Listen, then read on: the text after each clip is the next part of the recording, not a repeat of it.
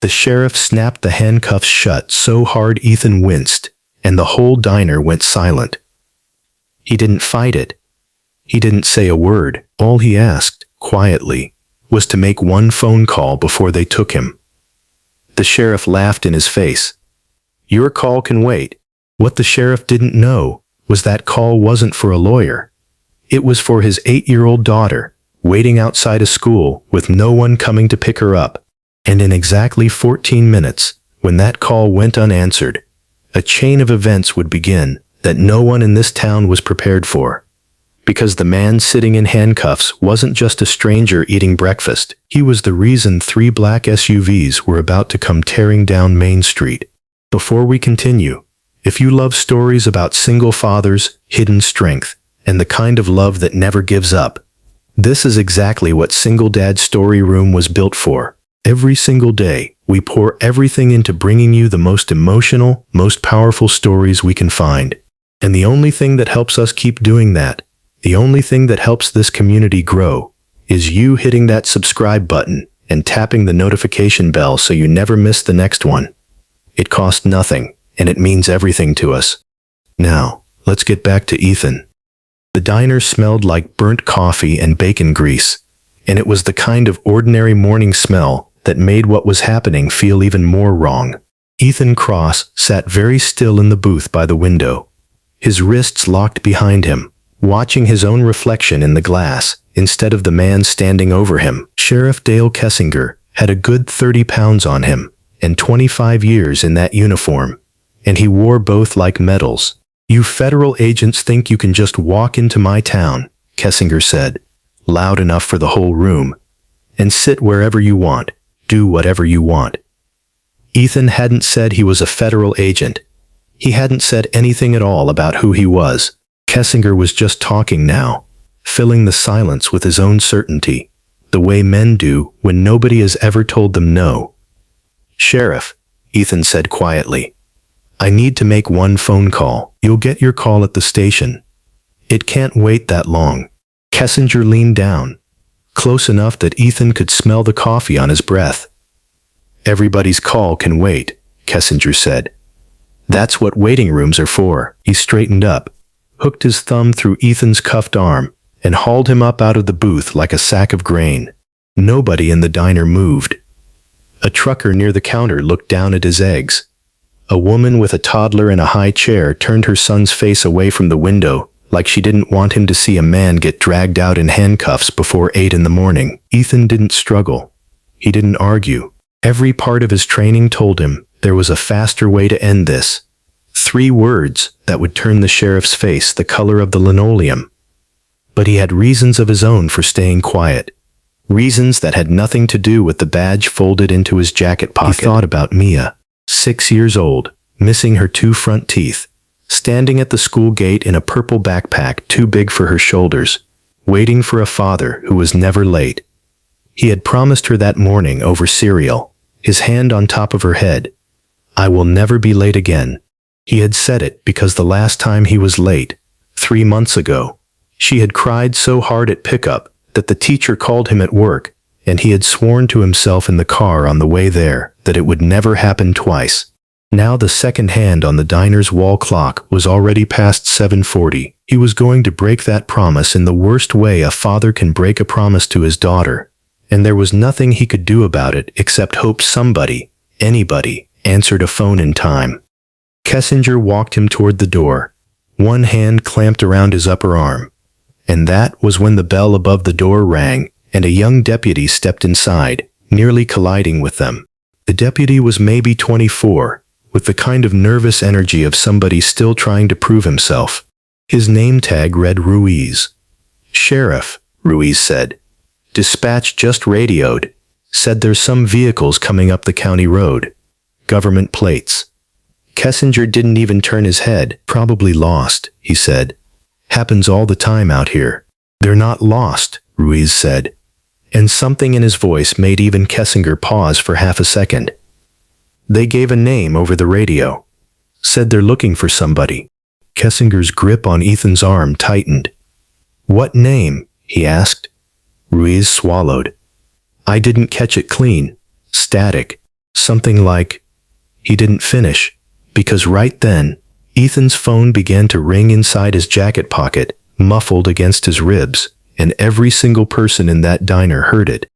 Kessinger looked down at Ethan's chest, like the ringing itself was an accusation. "Who's calling you at this hour?" he said. Ethan said nothing. He watched the phone ring itself out, 4 times, 5, and go silent. And something in his own chest went cold and hollow in a way that had nothing to do with the handcuffs, because he knew exactly what that missed call meant. It meant Mia was standing at the gate, and nobody had come.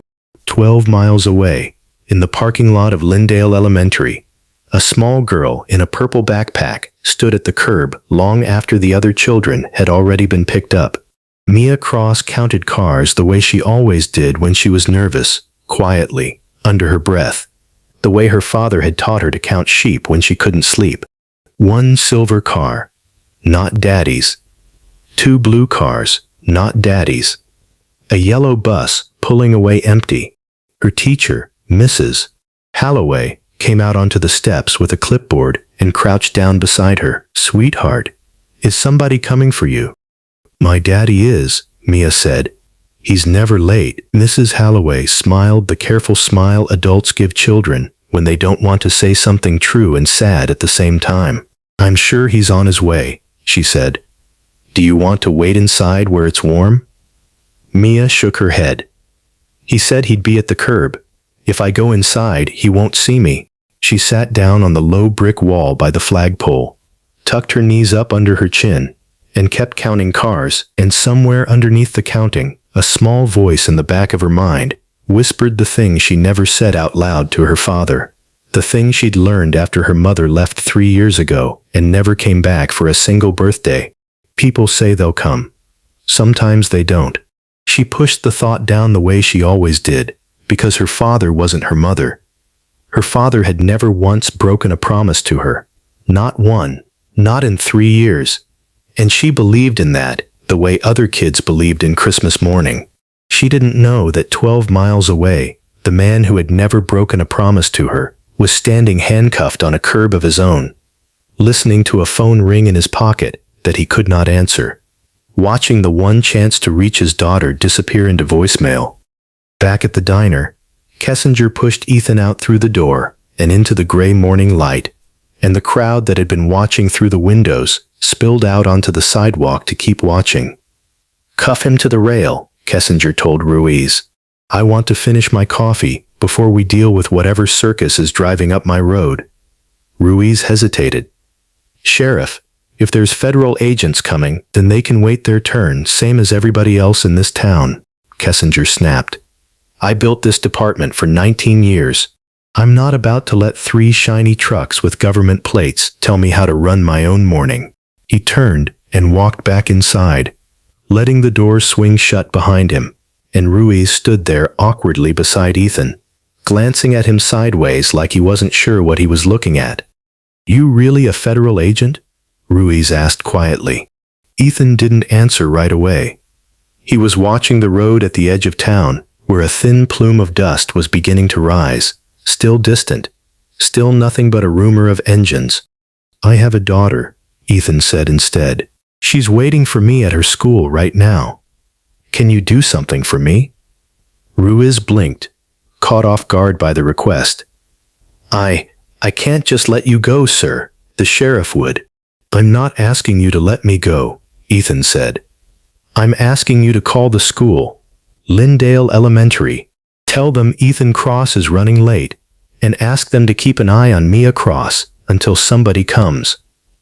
Something about the way he said it, calm, precise, without a single wasted word, made Ruiz reach for the radio on his shoulder without thinking twice. "Dispatch. This is Ruiz. I need a courtesy call placed to Lyndale Elementary." He never finished, because that was the exact moment the first black SUV came around the corner of Main Street, doing nearly 50 miles an hour, and 2 more behind it, and the entire sleepy town of Halden Creek seemed to hold its breath at once. The vehicles didn't slow down until they were almost on top of the diner. Then they braked hard, doors already opening before the tires had fully stopped, and out stepped 7 agents in dark windbreakers, moving with the kind of coordinated purpose that made the coffee-drinking crowd on the sidewalk take an unconscious step backward. A woman in her 50s, silver at the temples, credentials already raised, walked straight toward Ruiz. "Special Agent Denise Okafor, FBI," she said. "We're looking for Ethan Cross." Ruiz's mouth opened, but no sound came out. He simply turned and pointed, wordlessly, at the man handcuffed to the porch rail behind him. Okafor's eyes found Ethan, and for 1 second, something crossed her face that looked almost like relief mixed with fury. "Sir," she said, and there was a different weight in the word than the way Kessinger had used it. "Are you hurt?" "I'm fine," Ethan said, "but I need someone to get to my daughter's school, right now." Okafor didn't ask why. She simply turned her head and said one word to the agent nearest her. "Go." And a second SUV peeled off down Main Street before the sentence had even finished leaving her mouth. That was when the diner door opened again, and Sheriff Dale Kessinger stepped back out onto the sidewalk with a fresh cup of coffee in his hand. Still not understanding what he was walking into, still wearing the same easy, untouchable smile he'd worn for 19 years in this town. He looked at the SUVs, he looked at the agents, and then, because he still believed himself to be the most powerful man on that street, he did the one thing that would follow him for the rest of his life. He smiled wider, gestured with his coffee cup toward the man cuffed to his own porch rail, and said, "You boys looking for this troublemaker? Found him sitting in my diner, refusing to identify himself, wouldn't even give me his name." Agent Okafor turned her head very slowly toward him. "His name," she said, "is Ethan Cross." Kessinger frowned like the name meant nothing to him, because it didn't, not yet. "Deputy Director Ethan Cross," Okafor continued, "of the Federal Bureau of Investigation, sworn in 9 days ago." The coffee cup stopped halfway to Kessinger's mouth. Somewhere behind him, on the sidewalk, a woman gasped audibly, and a man dropped his phone. Kessinger's smile did not disappear all at once. It went slowly, the way ice goes when you're not watching it closely enough.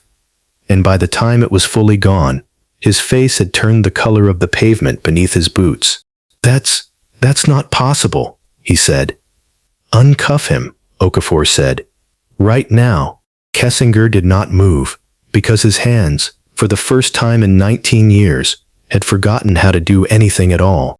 And 12 miles away, at the curb of Lindale Elementary, a 6-year-old girl in a purple backpack was still counting cars, still whispering under her breath that her daddy was never late, completely unaware that in the next few minutes, her whole world was about to collide with his in a way neither of them would ever forget, and that the real story, the one that would tear this town apart, hadn't even started yet. Kessinger's hands finally moved, but they were shaking so badly, it took him 3 tries to find the key on his belt. "Sir, I didn't know," he kept saying, not to Ethan, not to Okafor, but to nobody in particular, the way men talk when they are trying to convince themselves. "There was no way for me to know." "You didn't ask," Ethan said quietly, rubbing his wrists as the cuffs finally came free. "You didn't even let me finish a sentence." Okafor stepped between them before Kessinger could answer. "Sir," she said to Ethan, "we have a car on the way to the school. ETA 6 minutes. 6 minutes felt like an ocean." Ethan looked past her, down Main Street, toward the direction of the county road that led out toward Lindale. And for the first time since the cuffs had closed around his wrists, something in his composure nearly broke. "I need to go myself," he said. "Sir, protocol says." "I don't care what protocol says." His voice wasn't loud, but it cut through the morning air like a blade. "That's my daughter standing at a curb right now believing her father forgot her. I am not waiting for a phone call to tell me she's okay. I'm going to see it with my own eyes." Okafor studied him for a moment, then nodded once, the way people nod when they recognize an order isn't really a request. "Take the second vehicle," she said. "I'll stay here and handle this." She turned toward Kessinger. and whatever softness had briefly lived in her voice when she spoke to Ethan disappeared entirely. "Sheriff Kessinger," she said, "you are going to want to call a lawyer before you say another word to me." Ethan didn't hear the rest. He was already moving toward the black SUV at the curb, and an agent held the door for him. And within seconds, the vehicle was pulling away from the diner, from the crowd, from the sheriff, who was only now beginning to understand the size of what he'd done. The drive to Lyndale Elementary took 9 minutes that felt like 9 hours. Ethan sat in the back seat with his jaw tight, watching the fields blur past the window, running through every version of the conversation he was about to have with a 6-year-old who trusted him more than she trusted anyone else on earth. He thought about the promise. "I will never be late again." He thought about the way she'd looked up at him that morning over her cereal bowl, milk mustache on her lip, completely certain that her father's word was the one unbreakable thing in her small world. And he thought, with a specific kind of dread that had nothing to do with badges or corruption or 19 years of a sheriff's abuse of power, about what it would do to her. What it would do to the fragile trust she'd rebuilt after her mother left. If today became the day she learned that even Daddy could disappear without warning. When the SUV finally turned into the school's circular drive, Ethan was out of the car before it had fully stopped. He saw her immediately. Mia was still sitting on the low brick wall by the flagpole, knees tucked to her chest, purple backpack beside her, and Mrs. Holloway crouched next to her, with a blanket around her shoulders that she clearly hadn't wanted, because it was August and it wasn't cold. But Mrs. Holloway hadn't known what else to do with her hands. "Mia." His voice cracked on her name in a way it hadn't cracked in 3 years. Not since the divorce papers. Not since the night he'd sat on the bathroom floor after she'd fallen asleep and let himself cry where she couldn't see it. Mia's head snapped up, and for one terrible second, her face didn't do what he expected. It didn't light up. It went carefully blank, the same careful blankness he'd seen on her the week her mother left. A child's face bracing itself against disappointment before it could arrive. Then she saw it was really him, not a car that looked like his, not a stranger, but him, and the blankness broke apart all at once. "Daddy!" She ran to him so fast, her backpack nearly toppled her over, and he dropped to one knee on the pavement and caught her. And for a moment neither of them said anything at all, because there wasn't a sentence in the world that needed saying more than the fact that he was there. "I'm sorry," he said into her hair. "I'm so sorry, baby. I got held up. It wasn't my fault, but I know that doesn't matter to you right now, and I'm sorry."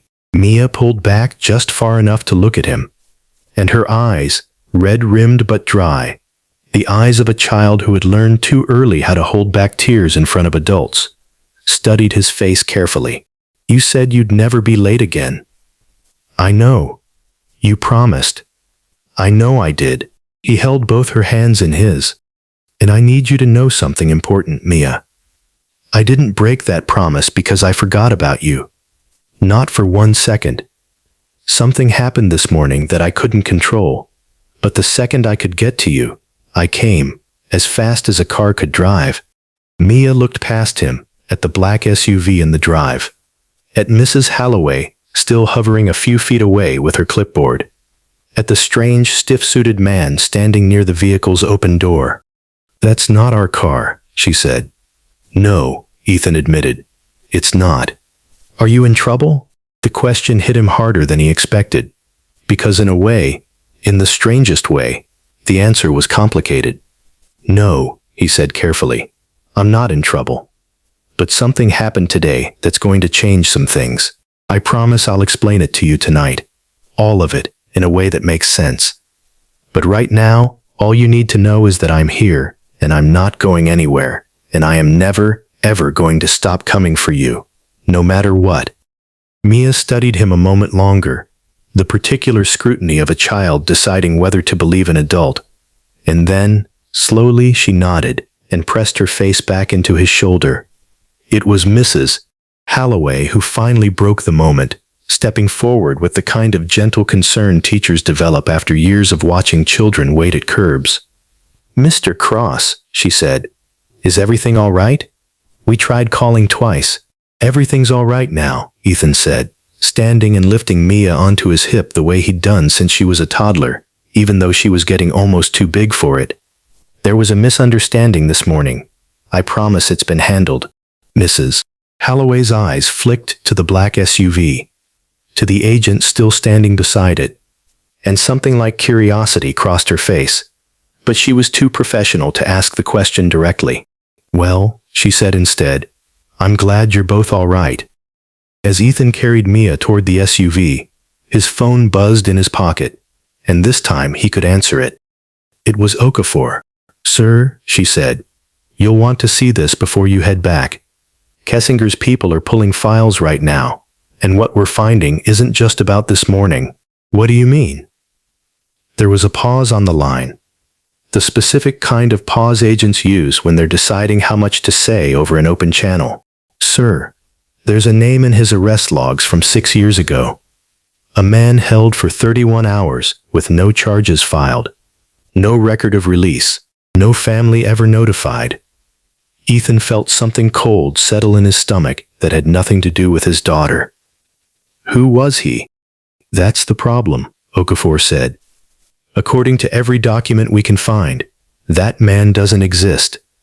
No birth certificate, no social security number, no paper trail before the night Kessinger booked him. It's like he appeared out of nowhere, and then, she stopped. And then what? Ethan asked. And then he disappeared just as completely. No release record, no transfer record, no death certificate. As far as any government system in this country is concerned, Sheriff Dale Kessinger arrested a man who officially never existed, and that man was never seen again. Ethan stood frozen in the school parking lot, his daughter's arms still looped around his neck, a black SUV waiting to take them back toward a town that had almost taken everything from him that morning. And he understood, with a slow and terrible clarity, that the story he thought he'd walked into, a small-town sheriff abusing his badge, a stranger cuffed over breakfast, was only the smallest visible edge of something much older, much darker, and far from finished. Denise, he said quietly, pull every file that department has, going back 20 years. Every single one. Already started, she said. But sir, there's one more thing. What? The arresting officer on that 31-hour hold. It wasn't Kessinger. Ethan's grip on his phone tightened. Then who was it? The line went quiet for just a second too long. It was Deputy Ruiz, Okafor said, the same deputy who helped you this morning. 24 years old. According to the timestamp, he would have been 18 at the time of that arrest. 3 years before he ever joined the department. Mia shifted against his shoulder, half asleep now, exhausted from a morning that had asked far too much of a 6-year-old. And Ethan stood very still in the parking lot of Lyndale Elementary, holding his daughter with one arm and his phone with the other, staring at a version of the truth that no longer made any sense at all. Because if Ruiz hadn't joined the department yet, and Ruiz's name was on that arrest report anyway, it meant somebody had gone back and rewritten history, carefully, deliberately, years after the fact, which meant the missing man wasn't the only secret buried in Halden Creek. It meant somebody was still changing the story, even now, while Ethan stood in a parking lot, holding the one person in the world he'd nearly lost that morning. And whoever that somebody was, they weren't finished yet.